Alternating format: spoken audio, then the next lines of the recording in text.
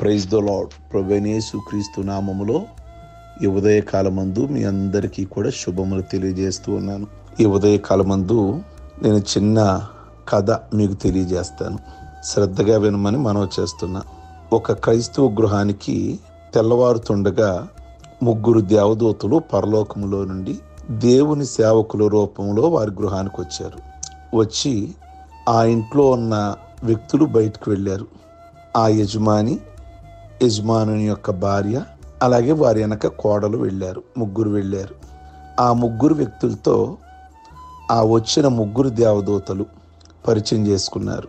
నా పేరు ఐశ్వర్యము అని ఒక వ్యక్తి, రెండో వ్యక్తి నా పేరు ఆరోగ్యము, మూడో వ్యక్తి నా పేరు ప్రేమ అని ముగ్గురు కూడా పరిచయం చేసుకున్నారు. మీరు ఏ వ్యక్తినైతే పిలుస్తారో పిలవదగిన వ్యక్తిని కనుక పిలిస్తే మేము ముగ్గురు వస్తాం. లేని పక్షాన మీరు పిలవని వ్యక్తిని గనక ఒక వ్యక్తిని పిలిస్తే ఒక వ్యక్తి వస్తారు, కానీ ముగ్గురు ఒక వ్యక్తిని పిలిస్తే మాత్రం ముగ్గురు వస్తాం. ఆ వ్యక్తి జాగ్రత్తగా పిలవాలి అన్నట్లుగా దేవదూతలు ఆ ముగ్గురు వ్యక్తులతో, ఆ ఇంటి ముగ్గురు వ్యక్తులతో మాట్లాడారు. అప్పుడు ఆ గృహ యజమానురాలు అంది కదా, ఏమంటే మనం అదృష్టం పిలుద్దాము, అది ఐశ్వర్యాన్ని రమ్మందాం ఇంట్లోకి అని భర్తకు చెప్పింది. భర్త అన్నాడు, లేదు లేదు, ఐశ్వర్యం ఉన్నా కానీ ఆరోగ్యం లేకపోతే కరెక్ట్ కాదు కదా, ఆరోగ్యమే మహాభాగ్యం గనక ఆరోగ్యం అనే దూతని ఇంట్లోకి రమ్మందాము అని అంటే, వెనకున్న కోడలంది, లేదు లేదు మామయ్య గారు, ప్రేమను పిలవండి, ప్రేమ లేని చోట ఆరోగ్యమున్నా ఐశ్వర్యమున్నా ఏమి లాభం అంది కోడలు. సరే, కోడలు చెప్పినట్లుగా ప్రేమనే పిలిచాడు మామయ్య గారు. ప్రేమ లోపలకు అడుగు పెట్టాడు. ఆ దేవదూత, ప్రేమ కలిగిన దూత ఆ గృహంలోకి అడుగు పెట్టాడు. ప్రేమతో పాటు ఆరోగ్యము అనే దేవదూత కూడా లోపలికి వచ్చేసింది. ఆరోగ్యముతో పాటు ఐశ్వర్యం కూడా ఇంట్లోకి ఆ దేవదూత కూడా వచ్చేసింది.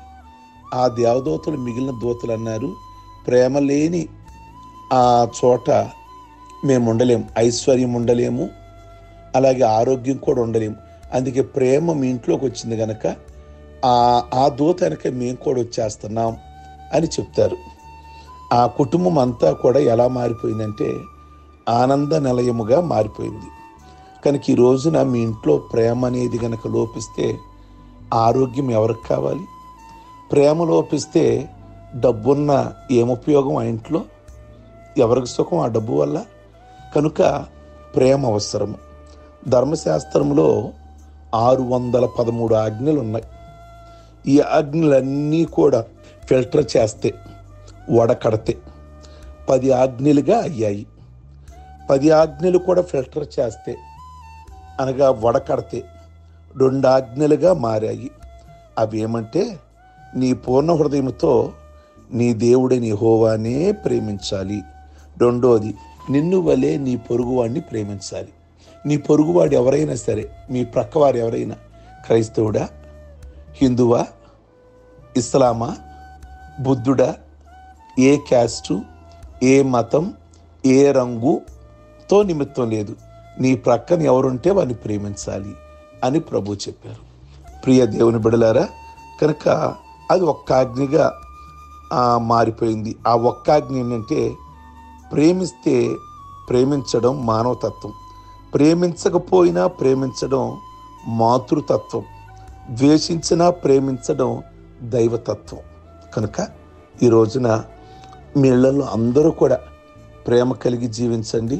దాంతో ఆరోగ్యం వస్తుంది, దాంతోపాటు ఐశ్వర్యం కూడా వస్తుంది. దేవుడి ఉదయకాలం ముందు మిమ్మల్ని దీవించునుగాక. ప్రార్థించుకుందాం.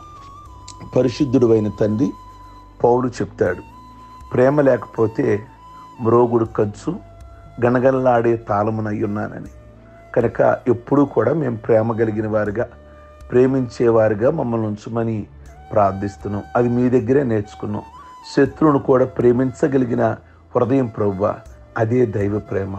అయ్యా, ఆ ప్రేమలో మాకు నేర్పించి మేము కూడా మా ప్రక్కవారు ఎవరైనప్పటికీ కూడా వారిని ప్రేమించే మనస్సును మాకు దయచేయండి. ఏ కుటుంబాలలో ప్రేమలు ఆప్యాయతలు లేక ఈ ఉదయకాలం ముందు ఉన్నారో ప్రభువా, ప్రతి కుటుంబంలో ప్రేమ ఆప్యాయతలు అది వారి కుటుంబం ఇక్కడే ఒక పరలోకంగా మార్చమని ప్రార్థిస్తున్నాం. చాలా కుటుంబాలలో ప్రభువా నరకం ఎక్కడో తెలియదు కానీ ఇక్కడే నరకాన్ని చూస్తున్నారు.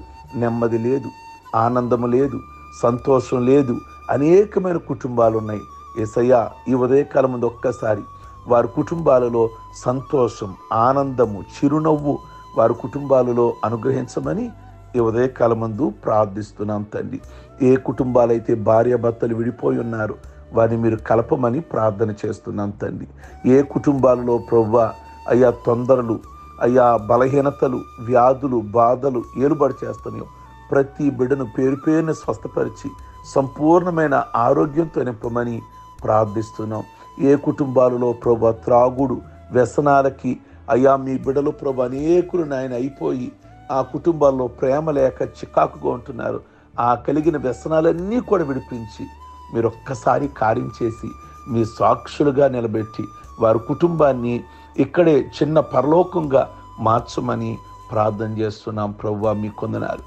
ఈ ఉదయకాలం మందు అందరినీ దీవించి ముఖ్యంగా పెళ్లి రోజులు, పుట్టినరోజులు, అలాగే బాప్టిజం పొందిన రోజులు కూడా చేసుకుంటున్న బిడ్డలను దీవించి ఈరోజు ఎవరు ఏ ప్రయాణాలు పెట్టుకున్నా, ఏ పనులు పెట్టుకున్నా అవన్నీ సఫలం చేసి మీ ఆశీర్వాదంతో నింపమని యేసు పరిశుద్ధ నామములు అడిగి వేడుకుంటున్నాం తండ్రి. ఆమేన్. God bless you. మీ అందరికీ